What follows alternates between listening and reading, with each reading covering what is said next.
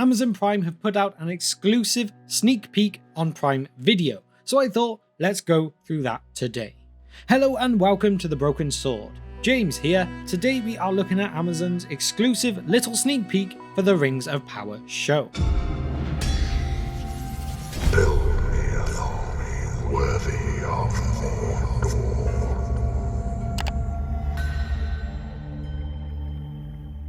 So I hope you are all doing well today, and I hope you're up for this bonus upload. And yes, it is to talk about the Rings of Power.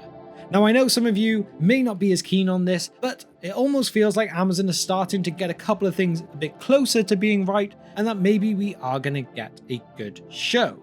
Or at least a decent one. Was still maybe on the fence. But that is not the point or the debate for today. What I want to talk about is that on Prime Video they released an exclusive sneak peek.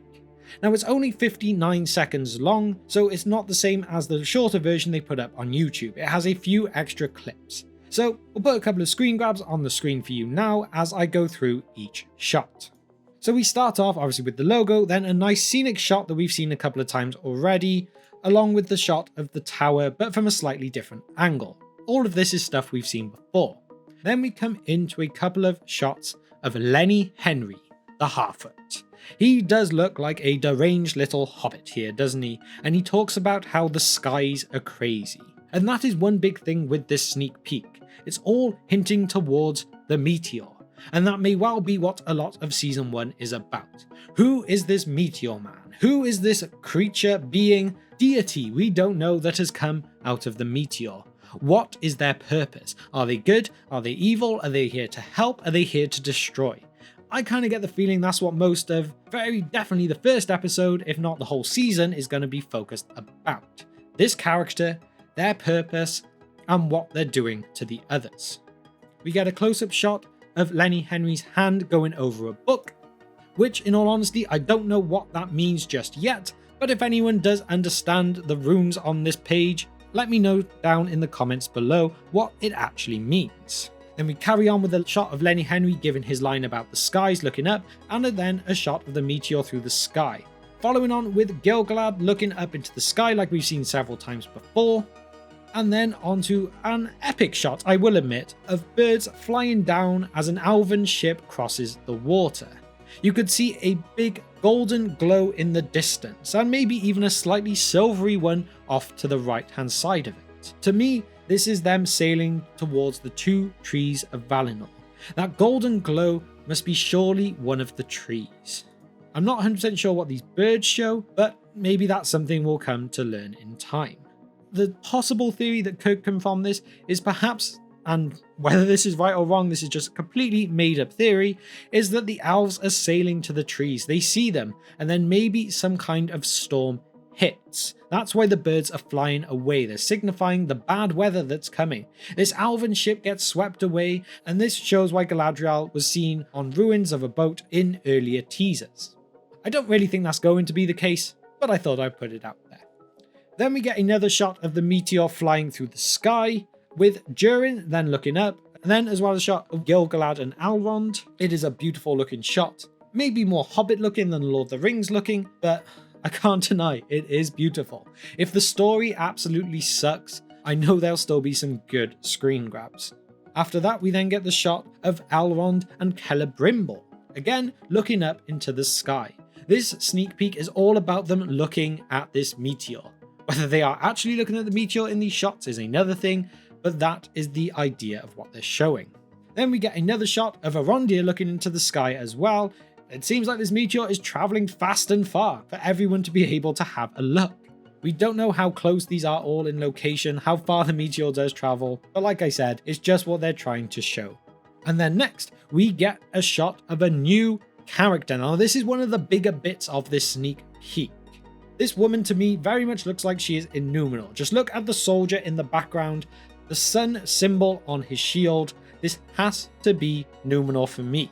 And she does very much look like royalty. So I feel like there's only one possible character that this will be, and that is TAR-MIRIEL. Now, if you don't know who she was, I will kind of go over this briefly. She was the only child of Tar Palantir, who was the 24th king of Numenor. So she should have technically been the 4th ruling queen of Numenor when he died.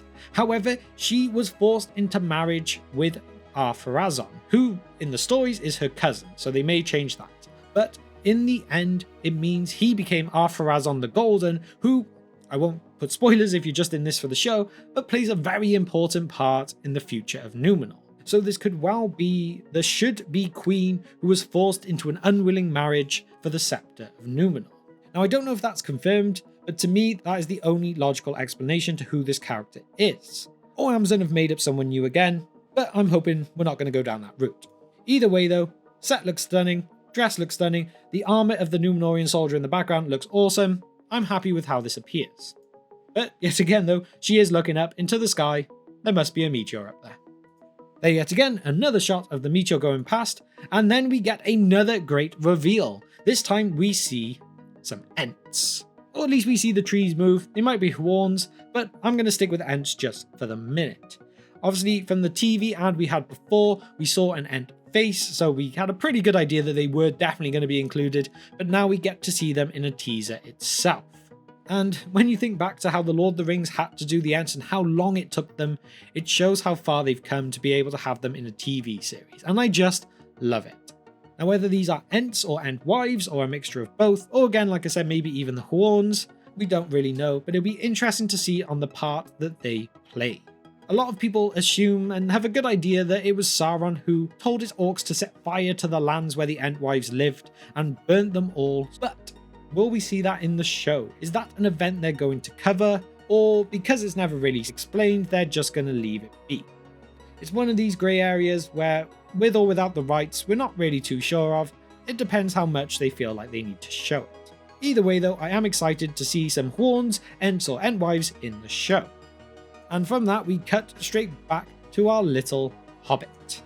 Another one of the halflings who, with the way this is cut, makes it appear like they are close with the Huorns, Ents, Entwives. Whether that is the case or not, or it's just the way the trailer's cut, we don't really know. But it might explain why people know little about the Entwives, with also if it's the hobbits, which are known little about later on, are friends with the Entwives, who again, little is known about. It kind of keeps that whole idea of that group being kept secret, because whatever happens later on, they only know about each other, not the grander world. But we'll see how that goes.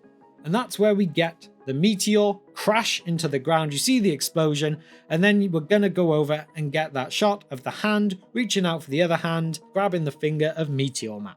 But who is Meteor Man? Well, that is a question for another day, another teaser, another trailer, or just another time when I feel like causing some debate in the comments. We'll just have to wait and see. But then we get one more shot after the logo, and that is this lovely rising shot of a ship traveling into a harbour. Oh, it is a beautiful shot, and it says, "The journey begins." And it's getting to that point now. It's only about 2 months away, and I cannot wait. And so with the final message showing, we're going to get a new teaser trailer on July 14th, which is only about a week, and I cannot wait to see it. I cannot wait to do a breakdown of it. I cannot wait for them to reveal some epic new shots, some new things. But at the same time, why is it just a teaser? Can we not just have a trailer now? Can we not just see a bit more? I'm fed up of being teased. I'm fed up of these little really small snippets. I just want to see something more. I feel like Amazon was starting to pull back my confidence with the shots of the orcs and everything like that they kind of put out there.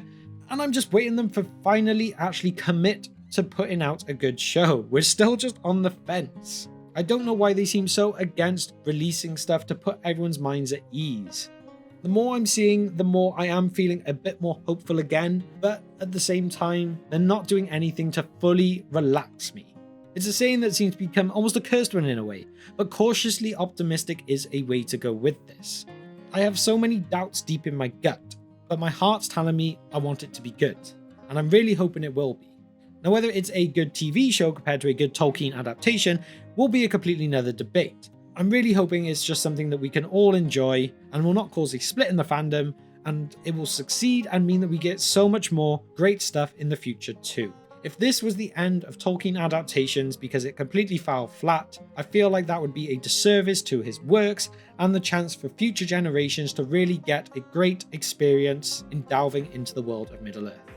But really, that is it for today. This is just a quick one to kind of go over that Amazon sneak peek in case there's a few of you out there who don't have Prime and cannot see it for themselves. So really, let me know down in the comments below, what are all your thoughts, opinions, reactions? You happy? You sad? Are you excited for July 14th? Or are you kind of dreading it? But at the end of this, I'd like to say I hope you're all having a great day. I hope you have a great week. Please hit the subscribe button on the channel, hit a like on the video if you do enjoy the content over here, and I will see you next time on The Broken Sword.